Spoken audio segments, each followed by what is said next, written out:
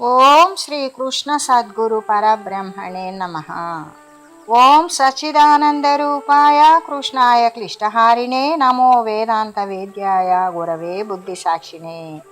ఓం సశంఖ చక్రం సకిరీట కుండలం సపీత వస్త్రం సరసీరుహేక్షణం సహార వక్షస్థల కౌస్తుభశ్రియం నమామి విష్ణుం శిరసా చతుర్భుజం.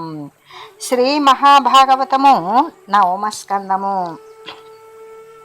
పద్మాక్షి ఎంత పరమయోగి అయినా కూడా అక్క, చెల్లి, తల్లి, కూతురు ఎక్కిన మంచం మీద ఎక్కకూడదు. అటువంటి వానికి కూడా ఇంద్రియ సమూహం బలవంతంగా దుస్సహమైనటువంటి భరించరాని బాధనే కలిగిస్తుంది. వెంగళి విత్తై తిరుగుచు గంగారై చెడక ముక్తింగాంక్షించున తండంగనల తోడ విడువని సంగడములు వదలవలయు జలజాతముఖి. ఓ పద్మాక్షి, ముక్తిని కోరుకునేవాడు మూర్ఖుడై తిరుగుతూ కలత చెంది చెడిపోకుండా స్త్రీలతో ఉండే ఎడదీయరాని సాంగత్యాలను వదిలేసుకోవాలి. కాబట్టి ఈనాటి నుండి కూడా తృష్ణను తెగకోసివేయి. విషయాసక్తి లేనివాడవై అహంకారం విడిచి మృగాలతో కలిసి అడవులలో తిరుగుతాను. మనస్సును పరబ్రహ్మం యందు లగ్నం చేస్తాను. బ్రహ్మనిష్ట అనేది మనుషులకు ఆశను పోగొడుతుంది. కాబట్టి నేను దాని యందు తత్పరత కలిగి ఆహారము, నిద్ర మొదలైన యోగాలను విడిచిపెట్టేస్తాను. ఆత్మజ్ఞానం కలిగి సంసారం నశింపజేసుకోదలిచిన వాడే విద్వాంసుడు అని చెప్పి పూరుని యొక్క యవ్వనం అతనికి ఇచ్చివేశాడు. యయాతి ముసలితనాన్ని తాను గ్రహించాడు. లోభం విడిచిపెట్టాడు. తన భుజబలంతో పాలించిన భూమండలాన్ని విభజించాడు. ద్రుహ్యునకు తూర్పు భాగము, యదువుకు దక్షిణ భాగము, తుర్వసునకు పడమటి భాగము, అనువునకు ఉత్తర దిగ్భాగం కాపాడుతూ ఉండమని పంచి ఇచ్చాడు. వారందరి ఎదుటనే 4 చెరగుల నేలయు బాలింపుడనుచు నగ్రభవులను బంచెన్ భూలోకమేలు మనుచును బాలార్కోదారు బూరు బట్టము గట్టెన్. 4 దిక్కుల నేలను ఏలమని పై 4 పంచాడు. భూమండలమంతా ఏలుకోమని బాలసూర్యునుడా వెలుగొందుతూ ఉన్న పూరునికి పట్టం కట్టాడు. ఈ రీతిగా పూరునికి రాజ్యం ఇచ్చాడు. అనేక సంవత్సరాలుగా అనుభవించిన ఇంద్రియ సుఖాలను వదిలిపెట్టాడు యయాతి. మిక్కిలి సుజ్ఞానంబున చక్కగదెగ నడిచి వైరి షడ్వర్గంబున్ రెక్కలు వచ్చిన విహగము గ్రక్కున నీడంబు విడుచు కరణి నుదితుడై. యయాతి గొప్పదైనటువంటి జ్ఞానంతో కామము, క్రోధము మొదలైన అరిషడ్వర్గాలను చక్కగా క్రోధము, మదము, మోహము, లోభము, మత్సరము అనేటువంటి వాటిని చక్కగా అణిచివేశాడు. రెక్కలు వచ్చిన పక్షి వెంటనే గూడు వదిలినట్లుగానే సంసారాన్ని విడిచి బయటపడ్డాడు. కారుణికోత్తముడగు హరి కారుణ్యము కథననతడు ఘనుడై గెలిచెం గ్రూరములగు విషయంబులను రక గెలువంగ శక్తుడొక్కడు గలడే. అత్యంత దయామయుడైన హరి యొక్క దయ వలననే అతడు క్రూరములైన విషయవాంఛలను గొప్పగా గెలిచాడు. అంతే తప్ప తనంతట తానే వాటిని గెలువగలిగే శక్తి గలవాడు ఒక్కడైనా ఉంటాడా?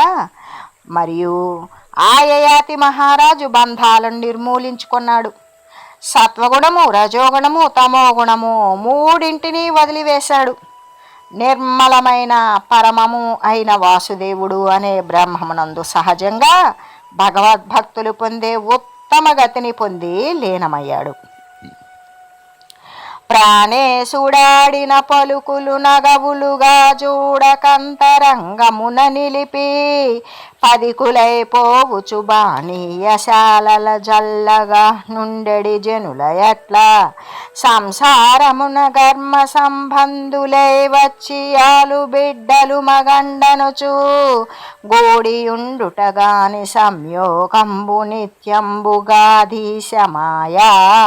ప్రకల్పితంబు దీని విడుచుటదగవని తెగువ మెరసి నిద్ర సాలించి మేల్కొన్న నేర్పు సాలింగలిగి భార్గవి సర్వసంఘంబుల విడిచి హరిపరాధీనమై ముక్తి కరిగెనదిఫా. రాజా దేవయాని భర్త చెప్పిన మాటలను పరిహాసంగా భావించలేదు. తన మనసులోనే నిలుపుకొన్నది. దారి వెంబడిపోతూ చలివేంద్రాలలో చల్లదనానికి చేరిన జనులులాగానే సంసారంలో కర్మ సంబంధాల వలన భార్య బిడ్డలు మగడు అనుకుంటూ కూడుకుని ఉంటారు. కానీ ఈ సంయోగం నిత్యం కానే కాదు. ఇది సర్వేశ్వరుని మాయ చేత కల్పించబడినట్టిది. దీనిని విడిచిపెట్టడమే ఉచితం అనుకుంటూ ఆమె ధైర్యంగా నిద్ర చాలించి మెలకువ పొందిన దానిలాగా నేర్పుతో సమస్త బంధాలను విడిచి హరిపరాయణత్వాన్ని కలిగి ముక్తి పొందింది అని ఈ రీతిగా యయాతి చరిత్రాన్ని చెప్పి సుఖమహర్షి సర్వ ప్రాణులలో నివసించేవాడు శాంతుడు వేదమయుడు అయిన వాసుదేవునికి నమస్కరిస్తున్నాను అని చెప్పి ఇంకా ఇలా అన్నాడు. భారత నీవు జనించిన పూరుని వంశంబునందు బుట్టిన వారింజారు యశోలంకారులా ధీరుల వినుపింతునధిక తేజోధనులన్. భరతవంశీయుడా, నీవు పుట్టిన ఈ పూర్వవంశంలో జన్మించిన వారంతా కూడా చక్కని కీర్తి చేత అలంకరింపబడిన వారు. ఆ ధీరులను తేజోధనులను కూర్చి వినిపిస్తాను. పూరునకు జనమేజయుడు, అతనికి ప్రాచీన్వాంసుడు, అతనికి ప్రవిరోధన మన్యువు, అతనికి చారువు పుట్టారు. ఆ చారువునకు సుధ్యువు, ఆ సుధ్యువునకు బహుగతుడు, అతనికి శర్యాతి, శర్యాతికి సంయాతి, అతనికి రౌద్రాశ్వుడు, అతనికి ఘృతాచి అనే అప్సరసయందు ఋతేపవు, కక్షేపవు, స్థలే పువ్వు, కృతే పువ్వు, జలే పువ్వు, సన్నతే పువ్వు, ధర్మే పువ్వు, సత్యే పువ్వు, ప్రతే పువ్వు, వనే పువ్వు అనే 10 మంది జగత్తు ఆత్మగా గల జీవునికి 10 ఇంద్రియాలు లాగానే జన్మించారు. వారిలో ఋతేపునకు అంత్యసారుడు, అతనికి సుమతి, ధ్రువుడు, అప్రతిరథుడు అనే 3 పుట్టారు. వారిలో అప్రతిరథునికి కన్వుడు, అతనికి మేధాతిథి, అతనికి ప్రస్కందుడు మొదలగు బ్రాహ్మణులు పుట్టారు. ఆ సుమతికి రైభ్యుడు పుట్టాడు. ఆ రైభ్యునుకు దుష్యంతుడు పుట్టాడు. పారావార పరితోదారధర భారధక్ష దక్షిణ హస్త శ్రీరాజిల్లంగవక నొకనాడా రాజేంద్రుండు వేటయంధభిరతుడై. దుష్యంతుడు సముద్ర పర్యంతం ఉన్న గొప్ప భూమి యొక్క భారాన్ని వహించడంలో సమర్థమైన దక్షిణ హస్తం కలిగినవాడు. అటువంటి సంపదతో విరాజిల్లే ఆ రాజేంద్రుడు ఒకనాడు వేటయందు ఆసక్తి కలిగి వేటకు అడవికి వెళ్ళాడు.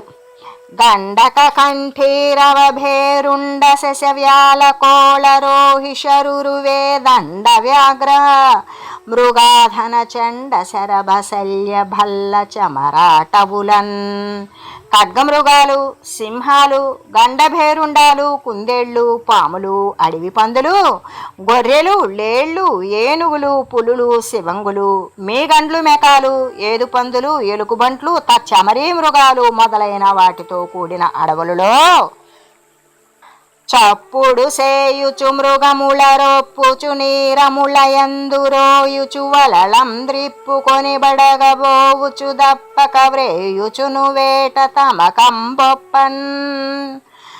చప్పుళ్ళు చేస్తూ జంతువులను అదలిస్తూ పొదలలో వెదకుతూ వలలను మరిచి వాటిలో జంతువులు పడేలా తరుముతూ వలలను పరిచి వాటిలో జంతువులు పడేలా తరుముతూ ఉన్నారు. వాటిని గురి తప్పకుండా బాణాలతో కొడుతూ వేటలో ఆసక్తితో మృగయూధంభుల వెంటను మృగలాంఛన సన్నిభుండు మృగయాతురుడై మృగయులు కొందరు గొలువగ మృగరాజ పరాక్రమంబు మెరయగవచ్చెన్. చంద్రుని వంటి ఆ దుష్యంతుడు వేటాడడానికి ఆతృత పడుతూ వేటగాళ్లు కొందరు వెంటరాగా సింహ పరాక్రమంతో మృగాల వెంట పడ్డాడు. ఇలా వచ్చి దైవవశాత్తు కణ్వ మహాముని యొక్క తపోవనాన్ని చేరుకున్నాడు. ఉరుతర శ్రాంతాహియుగళంబులకు భించముల విసరడికేకి ముఖ్యములను గరుణతో మదయుక్త కలభంబులకు మేతలిడుచు ముద్దాడు మృగేంద్రములను ఘన మృగాధనములుగా పుగాలేళ్లతో రతులు సాగించు సారంగములను నునుపుగా హోమధేనువుల కంఠంబులు దూచునాడు శార్దూలములను దార కలహించు మూషిక దంపతులకు మైత్రినంకించు మార్జాల మల్లములను మతిని జాతి వైరంబులు మానియట్లు గలసి క్రీడించు మృగములగాంచెనతడు. అక్కడ అతడు మనసులలో జాతి వైరాలు మాని కలిసి క్రీడించే మృగాలను చూశాడు. మిక్కిలిగా అలిసిపోయిన పాముల జంటలకు నెమళ్ళు తమ పించాలతో విసురుతూ ఉన్నాయి. మదించిన ఏనుగు చిన్న చిన్న గున్న ఏనుగులకు దయతో సింహాలు మేతలు పెట్టి ముద్దాడుతూ ఉన్నాయి. గొప్పవైన శివంగులు కాపు ఉండగా లేళ్లతో జింకలు రతులు సాగిస్తూ ఉన్నాయి. పులులు హోమధేనువుల కంఠాలను నున్నగా దువ్వుతూ ఆడుకుంటూ ఉన్నాయి. తమలో తాము పోట్లాడుకునే ఎలుక జంటలకు మార్జాల యోధులు మైత్రి కలిగిస్తూ ఉన్నాయి. ఈ తెరుగున మృగజాతుల పొత్తులు మేమెప్పుడు మేమెరుగమనుచు భూవల్లభుడు జీత్తము లోపల నాముని సత్తము సద్వృత్తమునకు సంతసపడుచున్. ఇలాంటి పొత్తులను మృగజాతులలో మేము ఎప్పుడూ ఎరుగము అనుకుంటూ రాజు మనసులో ఆ కణ్వ మహాముని సచ్చరిత్రకు చాలా ఆనందపడిపోయాడు. హల్లక బిసరు హసరసి కల్లోలలో పుల్లయూధిక గిరి మళ్ళీ మళ్ళీ మరువక కురువక సల్లలిత నిలము వలన సంతుష్టుండై ఎర్ర కలువలు పద్మాలు కలిగిన సరస్సులలోని అలలు మీదుగా వికసించిన అడవి మొల్లలు, కొండమల్లెలు, మల్లెలు, మరువకాలు, గోరంట పూలు వీటి మీదుగా వచ్చిన మృదువైన గాలుల వలన దుష్యంతునికి సంతుష్టి కలిగింది. అలా అతడు వస్తూ ఉన్న సమయంలో ఇందిందిరాతి సుందరి ఇందిందిర చికురయున్నదిందంద శుభం బిందిందు వంశయను క్రియా నిందీవర వీధి మ్రోసె నిందిందిరముల్. చంద్రవంశపు రాజా, ఇక్కడ లక్ష్మీదేవి కంటే కూడా అందగత్తె అయిన సుందరి ఉన్నది. తుమ్మెదల వంటి ముంగురులు కలిగినది ఇక్కడే ఉన్నది. ఇక్కడ నీకు శుభం కలుగుతుంది అని చెబుతున్నట్లుగా కలువలలోని తుమ్మెదలు ఝుంకారాలు చేశాయి. మా కందర్పుని శరములు మా కందముల గుట చేసి మా కందంబుల్ మా కందములను కైవడి మా కందాగ్రముల బిక సమాజములు లిసెన్. మా మన్మధుని బాణాలు మాకు ఆహారం అవడం వల్ల మామిడి చెట్లు మాకు అందంగా ఉంటాయి అని చెబుతూ ఉన్న రీతిగానే మామిడి చెట్ల మీద కోకెలలు కూస్తూ ఉన్నాయి. ఆ సమయంలో ఇందున్న కణ్వమునికి నివందనమొనరించి తిరిగి వచ్చేదననుచుం బొందుగనను చెరులను దానందర నందంద నిలిపియట జని బ్రోలన్. ఈ ఆశ్రమంలో ఉన్న కణ్వ మహర్షికి నేను నమస్కరించి తిరిగి వస్తాను అని చెప్పి దుష్యంతుడు తన అనుచరులను అందరూ అక్కడక్కడ ఆపివేశాడు. తాను మాత్రమే ముందుకు వెళ్ళాడు. ఆ కణ్వాశ్రమమందు నీరజ నివాసాంత ప్రదేశంబులన్ మా కందంబుల నీడ కల్పలతికా మధ్యంబులన్ మంజురంభాకాండాంచితశాలలో కుసుమ సంపన్న స్థలింజూచే నా భూకాంతుండు శకుంతలన్ నవనటద్భ్రూ పర్యటకుంతలన్. ఆ కణ్వాశ్రమంలో పద్మాలు ఉన్న కొలని గట్టు దగ్గర మామిడి చెట్ల నీడలో కల్పలతల మధ్యలో అందమైన కదలీ గృహంలో పూలు దట్టంగా ఉన్న స్థలంలో దుష్యంత మహారాజు చలిస్తున్న కనుబొమ్మలపై నాట్యమాడుతున్న ముంగురులు కలిగిన శకుంతలను చూశాడు. దట్టపుదురుమును మీదికి మిట్టించిన చన్నుగవయు మెరు చూడ్కొల్ నట్టాడు నడుముదేనియలుట్టెడు మోవియును మనము నూరింపంగన్. దట్టమైన చుట్టుముడి, నెక్కిన చనుదోయి, మెరిసే చూపులు, అల్లలాడే నడుము, తేనెలూరే పెదవులు దుష్యంతుని మనసును ఊరించాయి. అప్పుడు ఆ రాకుమారుడు మన్మధుని పెద్ద ఇంటి నుండి ఘనఘనమని మ్రోగే గంటల చప్పుడుకు సంకోచపడుతూ తన మనసులో ఇలా అనుకున్నాడు: వన్యాహారములంచితేంద్రియతనావాహించు నా కన్వుడి కన్యారత్నమునే గతింగనియడింగాకు గాది కురుంగాక్షి రాజన్యాపత్యముగా కనోపున విలాసంభయ్యగాదేని నేయన్యాయ క్రియలందు పౌరవులకెందాసించునే చిత్తముల్.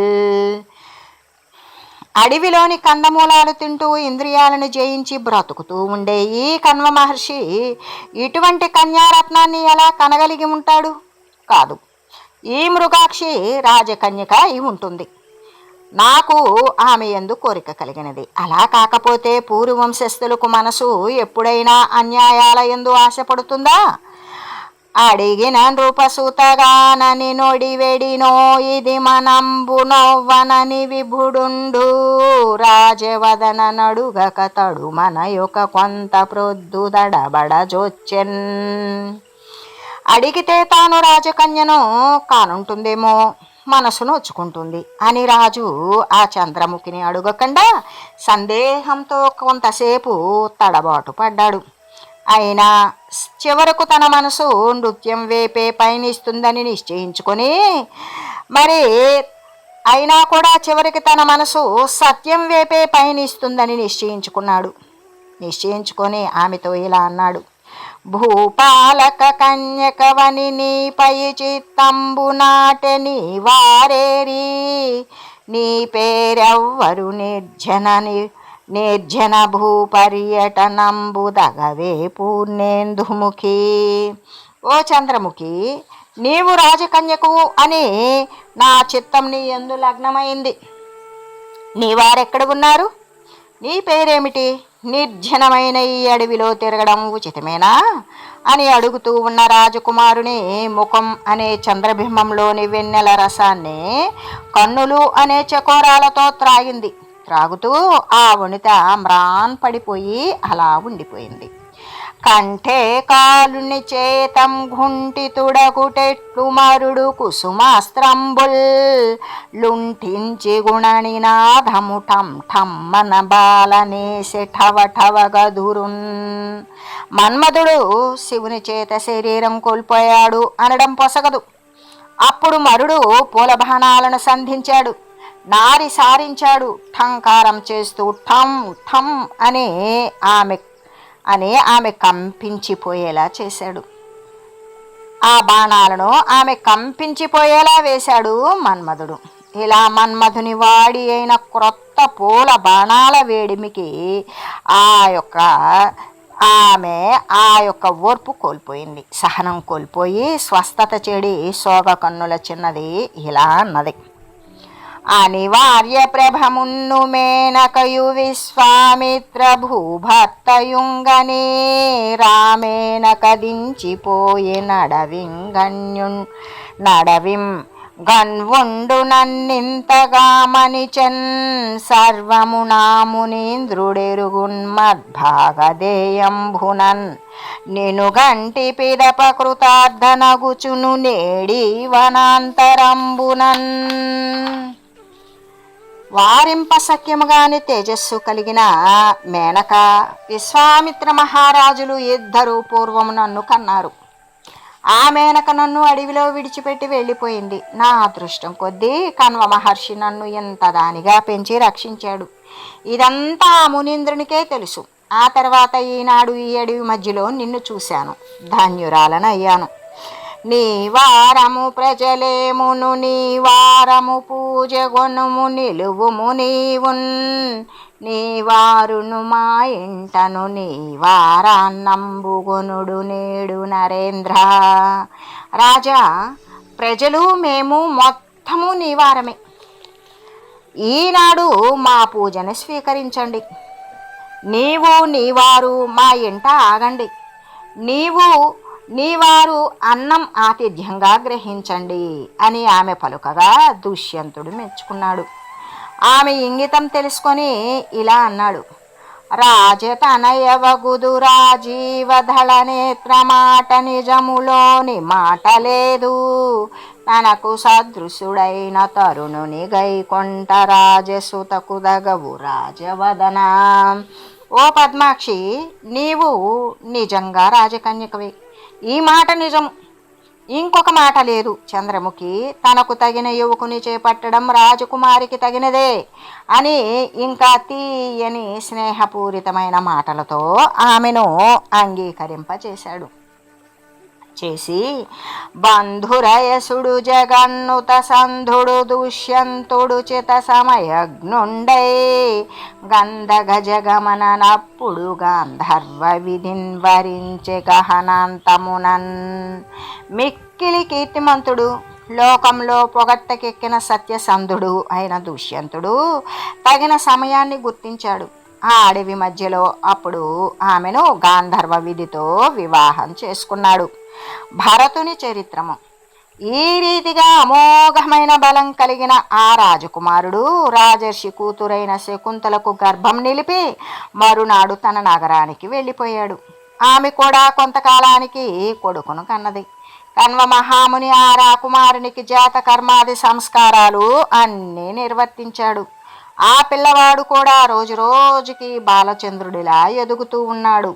కుంఠితుడుగాక వాడుత్కంఠం ధన పిన్న నాడే కన్భవన చరత్ కంఠీరవ ముఖ్యంబులా కంఠములంబట్టి ఆడుచు గట్టున్ విడుచున్.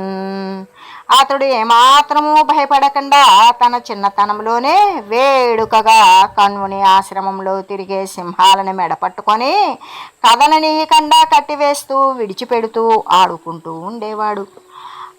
ఇలా జరుగుతూ ఉండగా కణ్వ మునీశ్వరుడు బాలును చూచి శకుంతలతో ఇలా అన్నాడు: పట్టపురాజుని మగడు పాపడు నన్నిట నెక్కుడంతకుం బట్టపు దేవి వై గరువ బాగుననుండక పారువారితో గట్టువనంబులో నవయగా బనిలేదిట దల్లిపోగదే పుట్టిన ఇండ్ల మానినులు పోరచిగానని సంబునుందురే. నీ మగడు పట్టపురాజు. ఈ పిల్లవాడందామా అన్నింటిలోనూ అంతకంటే అధికుడే. నీవు పట్టప్రాణిగా గౌరవాన్ని పొందుతూ చక్కగా ఉండక బ్రాహ్మణులమైన మాతో కలిసి నట్టడివిలో అలమట పొందటం అవసరం లేదు. నీవు అక్కడికి తరలి వెళ్ళు. స్త్రీలు పుట్టిళ్లలో ఎప్పుడూ నిష్ప్రయోజనంగా పడి ఉండరు అనగానే ఆమె కూడా అంగీకరించింది. ఆ పిన్నవాని నతుల వ్యాపారును ధారు వైష్ణవాంశోద్భవునిం జూపెదనంచు శకుంతల భూపాలుని కడకు వచ్చే పుత్రుని గొనుచున్. ఎవరూ సాటి రాలేని పనులు చేసేవాడు, ఉదారుడు, విష్ణువు యొక్క అంశతో జన్మించినవాడు అయిన ఆ పిల్లవానిని చూపిస్తానని శకుంతల కొడుకుని వెంటబెట్టుకుని రాజు వద్దకు వచ్చింది. వచ్చి దుష్యంతుడు కొలువు తీరి ఉన్న సభామంటపానికి వెళ్ళి నిల్చున్నది. వలకేలంగురు చక్రరేఖయు పరద్వంద్వంభునం పద్మరేఖలు నొప్పారగా నందు వచ్చిన రమాకాంతుండు నా కాంతి నగ్గలమయ్యున్న కుమారు మారస సదృశాకారున్ విలోకించితా బలుకండయ్యే విభుడెరిగి సతి విభ్రాంతాత్మయై వంధురున్. కుడి చేతిలో పెద్ద చక్రరేఖ, పాదాల జంటలో పద్మరేఖలు ఉండగా సాక్షాత్తు అక్కడికి శ్రీపతి అయి వచ్చాడా అన్నట్లుగా ఉన్న అత్యంత కాంతిమంతుడు మన్మధును వంటి రూపం కలిగిన కొడుకును చూసి రాజు తెలిసి కూడా ఏమీ మాట్లాడలేదు. ఆమె అయోమయమైపోయిన మనసుతో విచారంలో మునిగిపోయింది. అప్పుడు అదేని వల్లభవాడని సుతుడు భార్యాపుత్రులం భాతృలన్ వదలంగాదల నాటి కన్వవనిక వైవాహికారంభుల్ మదిను ఆరంభముల్ మదిను హింపు శకుంతలావచనముల్ మాన్యంబుగా భూవరేంద్రదయం జేకొను మంచు మ్రోసెను వియద్వాని వధూవాక్యముల్. అదిగో ఆమె నీ భార్య, వాడు నీ కొడుకు. అర్హులైన భార్యాపుత్రులను వదలనేకూడదు. ఆనాడు కన్వ మహాముని ఆశ్రమంలో ఈమెను వివాహం చేసుకున్నప్పటి విషయాన్ని ఒక్కసారి మనసులో తలచుకో. రాజా, శకుంతల చెప్పిన మాటలు మన్నింపదగినవి, దయతో వారిని చేపట్టు అని ఆకాశవాణి మాటలు వినిపించాయి. ఇలా అశరీరవాణి సమస్త భూతాలకు స్పష్టంగా తెలిసేలా భరించమని చెప్పింది కాబట్టి కుమారుడు భరతుడయ్యాడు. అప్పుడు ఆ రాజు ఆమెను అంగీకరించాడు, కొడుకును చేపట్టాడు. కొంతకాలం రాజ్యం చేసి పరలోకానికి వెళ్ళాడు. అతని తర్వాత భరతుడు రెండవ హర్య అన్నట్లుగానే భూభారాన్ని తన భుజదండంపై నిలిపాడు. యుద్ధంలో తనకి ఎదురులేక ప్రకాశించాడు. ఆ భరతుడు దీర్ఘతపుని పురోహితునిగా చేసుకొని యమునా తీరంలో 78, గంగా తీరంలో 55, మొత్తం 133 అశ్వమేధ యాగాలను దక్షిణలిచ్చి వేశాడు. దైవేంద్ర వైభవంతో విరాజిల్లాడు. 13,084 ఆవులను కదుపును ద్వంద్వం అంటారు. ఏ విధంగా అంటే 13,084 ఆవులున్న కదుపును ద్వంద్వం అంటారు. అటువంటి 1000 ద్వంద్వాల పాడి ఆవులను దూడలతో పాటుగా అలంకరించి 1000 మంది బ్రాహ్మణులకు దానం ఇచ్చాడు. మష్కార తీర్థపు ఒడ్డున బంగారు ఆభరణాలు అలంకరించిన తెల్లని దంతాలు గల నల్లని ఏనుగులను 14 లక్షలను బ్రాహ్మణులకు దానం ఇచ్చాడు. దిగ్విజయం కోసం వెళ్ళి శక, శబర, బర్భర, కష, కిరాతక, హోణ, మ్లేచ్ఛ మొదలైన దేశాలలోని రాజుల గర్వాన్ని అణిచివేశాడు. రసాతలంలో రాక్షసుల చెరసాలలో ఉన్న దేవతామణితలను పెక్కుమందిని విడిపించాడు. విడిపించి తెచ్చి వారి యొక్క భర్తలకు అప్పగించాడు. త్రిపురాసురులను జయించాడు. దేవతలను వారి వారి మందిరాలలో నిలిపాడు. అతని రాజ్యంలో భూమి, ఆకాశాలు ప్రజలు కోరిన కోరికలను తీరుస్తూ ఉన్నాయి. ఈ రీతిగా సత్యచరితమందు జలమందు బలమందు భాగ్యమందు లోకపతుల కంటే నెక్కుడైన పేర్మీరు 17,000 ధరణి భరతుడేలెనధిప. రాజా రుజువర్తనములో, పట్టుదలలో, బలములో, భాగ్యములో లోకపాలుర కంటే కూడా అధికమైన కీర్తిని పొంది భరతుడు 27,000 సంవత్సరాలు భూమిని పాలించాడు. అర్ధపతి కంటే గలిమి కృతార్థుడయ్యతుల శౌర్యమలవడియు నతండర్థములను ప్రాణములను వ్యర్థములని తలచి శాంతుడయ్యే నరేంద్ర. రాజా ఐశ్వర్యంలో కుబేరుని కంటే కూడా అధికుడై సాటి లేని పరాక్రమం ఉన్నవాడయ్యాడు.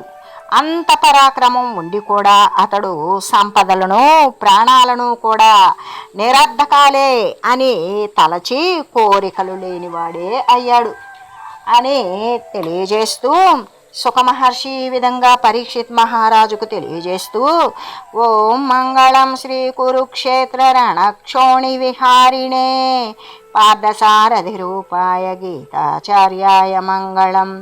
ఓం మంగళం నమోస్త్వనంతాయ సహస్రమూర్తయే సహస్రపాదాక్షి శిరోరుబాహవే సహస్రనామ్నే పురుషాయ శాశ్వతే సహస్రకోటియుగధారిణే నమః.